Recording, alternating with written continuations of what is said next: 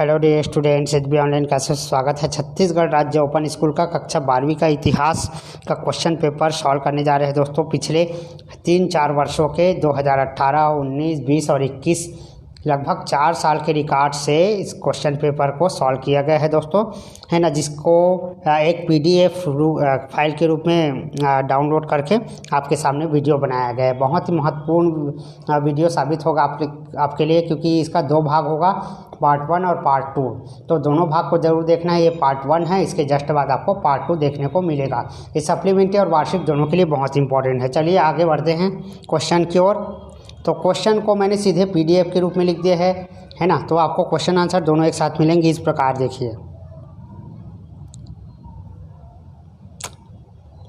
देखिए, इतिहास है कक्षा 12वीं छत्तीसगढ़ ओपन स्कूल। रिक्त स्थान की पूर्ति करें। बीती हुई घटनाओं के अध्ययन को क्या कहते हैं?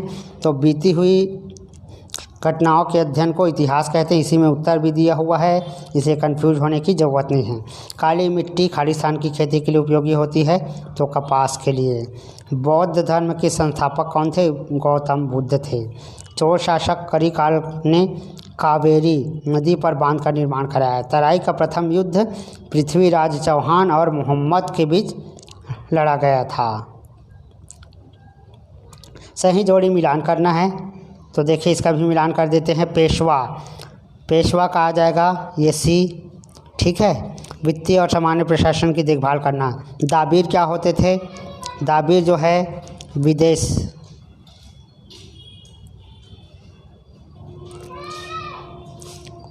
इसके बाद देखिए मजूमदार,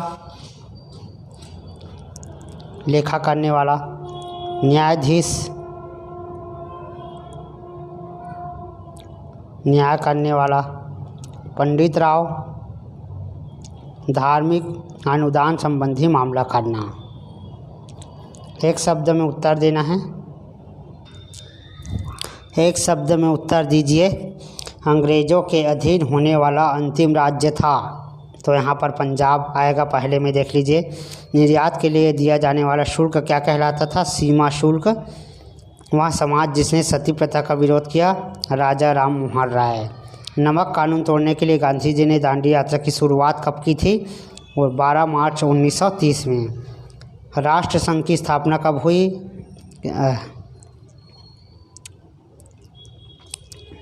28 को, ठीक है। तो यहाँ पर ये हो जाता है। इसके बाद सत्य असत्य छाटिए। तो 19वीं सदी में कन्या भ्रूण हत्या काफ़ी बढ़ गई थी। ये कथन सत्य है असत्य? सारा आंसर नीचे में दिया गया है दोस्तों। तो ये असत्य कथन है, ठीक है। इसके बाद पाब्लो पिकासो, जो चित्रकारी में आकृतियों के बहुआयामी चित्र प्रस्तुत करने के लिए नहीं बल्कि एक उपन्यासकार के लिए प्रसिद्ध है। अर्थशास्त्र की रचना कौटिल्य ने की थी। फिल्मी गीत कभी लोक धुनों पर आधारित नहीं होती थी। तो ये सारे का आंसर नीचे में दिया गया है। तो यहाँ पर पहला असत्य है, दूसरा असत्य है, तीसरा सत्य है, चौथा असत्य है, पांचवा असत्य है। इसके बाद देखते हैं क्वेश्चन आंसर में। आप चाहो तो एक्स्ट्रा मैंने और लगा दिया है, ताकि आपका मैंने जैसे बताया 2018, 19, 20, 21, 22 4 साल का है, तो यहाँ पर मैंने और लगा दिया है। इसको भी आप लोग पढ़ लेना, स्क्रीनशॉट करके रख लीजिए।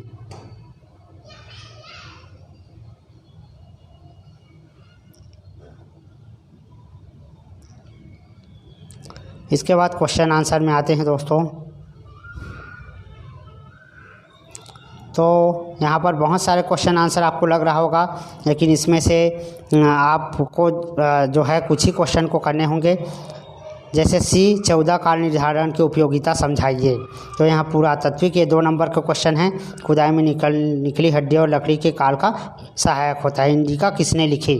इंडिका मैगनिस्थिस ने लिखी। नालंदा विश्वविद्यालय के उत्कर्ष का उल्लेख किस चीनी यात्री ने किया? ह्वेनसांग ने। उसके बाद है स्वतंत्रता के बाद इतिहास लेखन में उभरी प्रवृत्ति पर प्रकाश डालिए। नोट करते चले जाएंगे। इसके बाद इसमें बहुत सारे क्वेश्चन हैं, तो आपको मैं सेलेक्ट कर देता हूँ। देखिए यहाँ पर मध्य पाषाण युग के औजारों को किस नाम से पुकारा जाता है? तो यहाँ से, ठीक है। इसके बाद है मध्य पाषाण युग के किन्हीं 2 स्थानों के नाम लिखिए। तो गुजरात में ललनगंज और मध्य प्रदेश में भीमबेटका। तो इसी क्वेश्चन को करने हैं, जो मैंने रेड कलर में कर दिया है। सारे क्वेश्चन को करने की आपको आवश्यकता नहीं है। इसके बाद इसमें रेड कलर में जो जो टिक मैंने किया है दोस्तों, ठीक है, वही उसी को करना है। जैसे रेड कलर में टिक है, वेद शब्द से आप क्या समझते हैं? तो ये वेद शब्द का मतलब होता है पवित्र ज्ञान। ये 2 नंबर या 1 नंबर का क्वेश्चन है। वेदांत शब्द को परिभाषित कीजिए। तो आरण्यक और उपनिषद से ब्राह्मण के परिशिष्ट है, इन्हें वेदांत कहते हैं।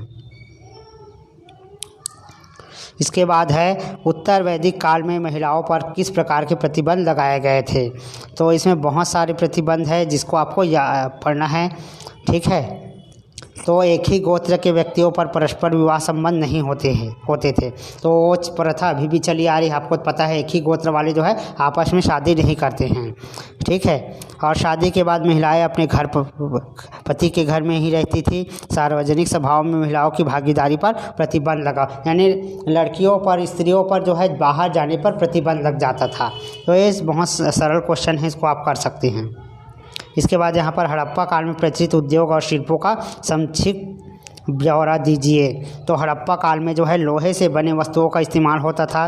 सोने की वस्तुओं में मोती, बाजूबंद, सुइया और अन्य गहने शामिल थे, परंतु सोने से भी ज़्यादा चांदी का उपयोग अधिक प्रचलन में था इस समय।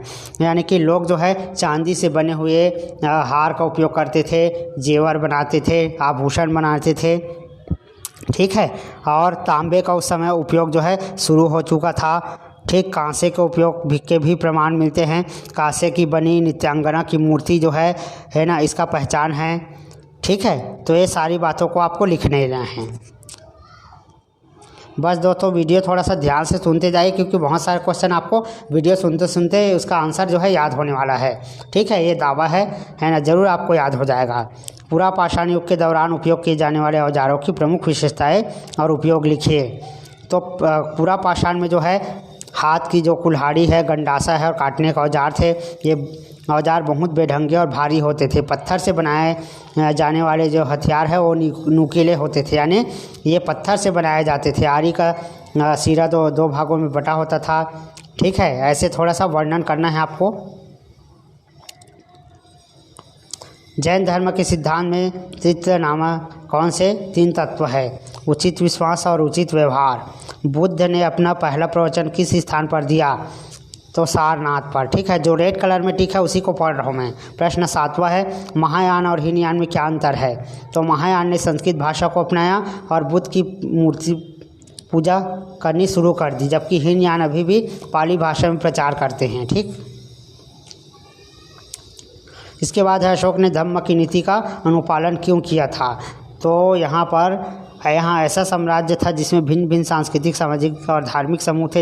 इस मतभेदों से पैदा हुए राजनीतिक तनाव से साम्राज्य को बचाने के लिए उनके हित में 2 रास्ते हो सकते थे। एक तो यह कि वह इन संबंधों के समाधान के लिए अपने सैनिक बल में वृद्धि करता, जिसके लिए संभवतः उसे करों में वृद्धि करनी पड़ती। थोड़ा सा वर्णन है इसमें, आप लोग को थोड़ा पढ़ना होगा इसको। श्रेणी का क्या अर्थ है? कारीगरों, व्यापारियों का संघ।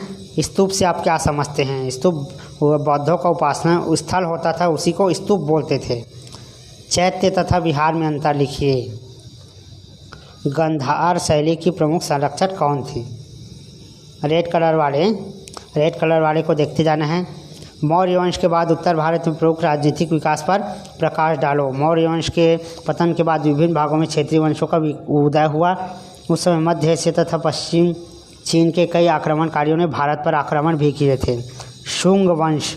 मौर्य वंश के आखिरी सम्राट बृहद्रथ अपने सेनापति पुष्यमित्र शुंग वंश के हाथ मारा गया, जिसके बाद अपना साम्राज्य उत्तरी भारत में स्थापित किया। बैट्रिसन या भारतीय यूनानी। तो थोड़ा सा वर्णन कर लेंगे दोस्तों। ये वीडियो आपको क्वेश्चन आंसर दिखाने के लिए बनाया गया है, ताकि आप इस टाइप के क्वेश्चन जो इसमें दिया गया है उसको पढ़ सके, क्योंकि ये पेपर में ज़रूर आएंगे। तंत्रवाद के उदय के क्या कारण थे? एक युग ऐसा था दोस्तों जिसमें जो लोभ लालच के चलते हुए जो लोग हैं अंधविश्वास में पढ़कर तंत्रवाद को अपनाने लग गए, ठीक है। खासकर असम, बंगाल है, उड़ीसा है, मध्य भारत है, दक्कन के प्रदेशों में जनजातीय क्षेत्रों में भूखंड मिलने प्रारंभ हो गए, जिसमें लोग अनेक प्रकार के देवी देवताओं को मानने लगे और कर्मकांड करने लगे, जिससे जो है तंत्रवाद का प्रारंभ हुआ। अब तंत्रवाद यानी कि जादू टोना ही होता है दोस्तों, उसको तो आप लोग आराम से लिख सकते हैं। आरंभिक मध्यकाल में सामंतों का शासन के राजनीतिक ढांचे में अभिन्न अंग बनाने की प्रक्रिया समझाइए। तो शासन का तत्कालीन ढांचा प्राय विकेंद्रीकृत, इसको नोट कर लेंगे क्योंकि वीडियो की लंबाई थोड़ा बढ़ जाएगी। भगवान विष्णु के कितने अवतार माने जाते हैं? तो 10 अवतार। ठीक है। आर्यभट्ट कौन थे? तो आर्यभट्ट जो है खगोलविद तथा गणितज्ञ थे, है ना। उन्होंने शून्य का आविष्कार किया था। ठीक। इलाहाबाद स्तंभ लेख के अनुसार समुद्रगुप्त की उपलब्धियों का वर्णन कीजिए। तो समुद्रगुप्त की उपलब्धियों का वर्णन निम्नलिखित है। थोड़ा रटने वाला क्वेश्चन है, रटना पड़ेगा थोड़ा।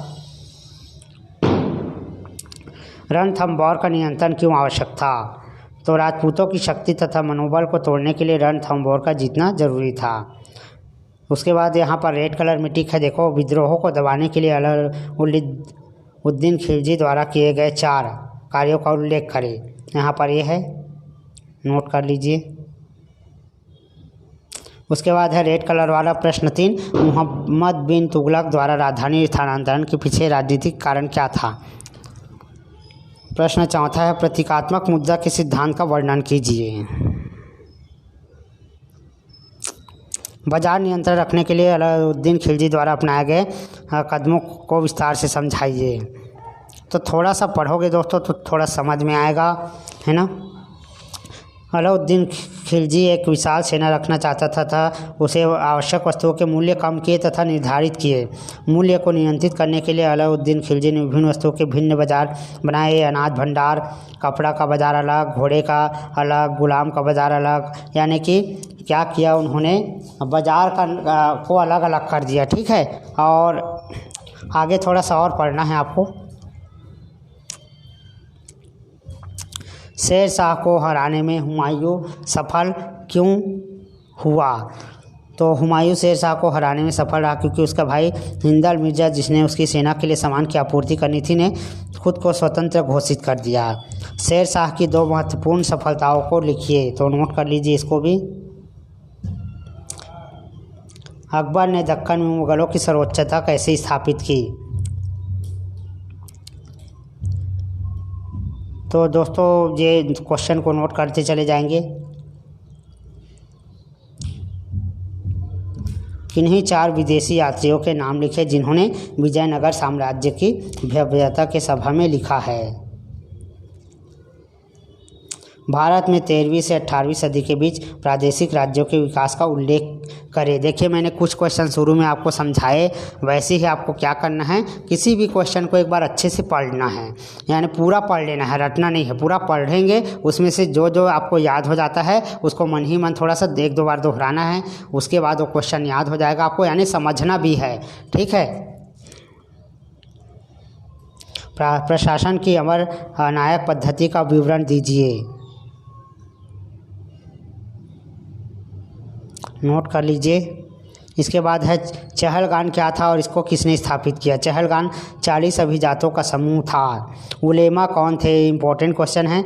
उलेमा धार्मिक विद्वानों का समूह था जो धार्मिक मामलों में धार्मिक विवादों का नियंत्रण करते थे। चाहो तो आप इन क्वेश्चन को भी पढ़ सकते हो। ठीक है। एक्स्ट्रा क्वेश्चन आपके लिए जो टिक नहीं लगा है। जागीरदारी प्रणाली की मुख्य विशेषताओं का वर्णन करें। तो जागीरदारी प्रणाली की मुख्य विशेषता निम्नलिखित है ना। इसको नोट कर लीजिए।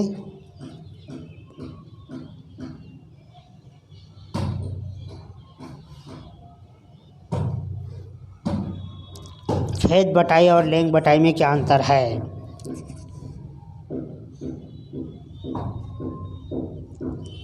राजपुत्र रनका और महासामंत कौन थे? भारत के 5 मध्यकालीन मुख्य शिल्पों के नाम लिखिए। हीरा उत्पादन के 4 केंद्र के नाम लिखिए। भू राजस्व मूल्यांकन के विधि चरणों की व्याख्या करें। आईना ए दहसाल क्या था, यह कैसे कार्य करता था?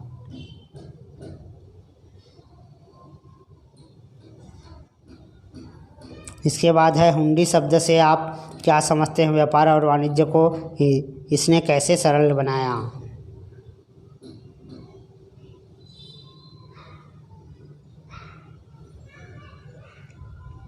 काव्य क्या है, अमीर खुसरो कौन थे, ये दोनों क्वेश्चन कर लेना है। जहांगीर के काल में चित्रकला में क्या शैलीगत परिवर्तन आए।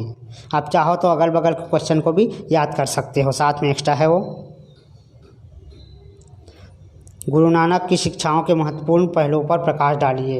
इसके बाद जो है अगले वीडियो में जो दोस्तों सेकेंड पार्ट में अपन सभी क्वेश्चन को करेंगे। अभी 50% क्वेश्चन हो चुका है, 50% बचाओ। देखिए मैंने 4 साल के रिकॉर्ड को उठाकर बनाया है ना। आपको लग रहा होगा सर ने बहुत ज़्यादा क्वेश्चन दे दिया है ना। भाई मैं 4 साल के जो अनसॉल्व क्वेश्चन था उसको इसमें सॉल्व किया है। जो यानी आया हुआ है 2018 है, 19 है, 20 है, 21 है, जो आया है उसको ही मैंने सेलेक्ट करके इसमें अपलोड किया है। ठीक है, इसलिए आपको थोड़ा सा लंबा लग रहा होगा। 4 साल का रिकॉर्ड है दोस्तों, है ना। 4 साल के रिकॉर्ड से पढ़ेंगे तो ज़रूर जो है क्वेश्चन आएंगे ही।